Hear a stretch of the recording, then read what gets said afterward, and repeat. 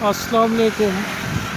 बाग में आया हूँ तो जहाँ बाकी और चीज़ें देखी हैं तो यहाँ शहद की मक्खी भी बैठी हुई है जो नॉर्मली बहुत ज़्यादा तादाद में होती है और बहुत सारी जगहों पे बैठती है, लेकिन इस साल जो है ये पहले की निस्बत कम है, लेकिन शहद बहुत आला होती है। छोटी मक्खी है और अकबर ने बताया कि ये सरीं जिसे हम कहते हैं उस दरख्त पे बैठी हुई है और आप इसका नज़ारा कर सकते हैं। और महीने एक तक जो है ये अच्छी खासी शहद की मक्खी जो है उसका रस जो हमें मिलेगा और ज़बरदस्त एक चीज़ होती है वो, जो कि आप भी जानते हैं।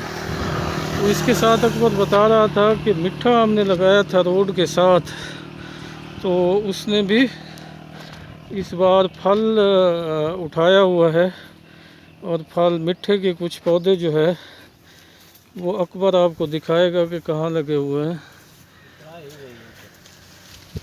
ये लगे हुए हैं, ये मिठा हमने लगाया था और ये इसका पहले साल का फल है, माशाअल्लाह ज़बरदस्त है। और अकबर गाहे बगाहे जो है बाग को देखने के साथ मिठा और दूसरे जो पौधे हैं उनको भी देखता रहता है। और ये आगे भी नज़र आ रहे हैं मिठे के, और ये मुझे भी पसंद है, आपको भी यकीनन ये पसंद होंगे।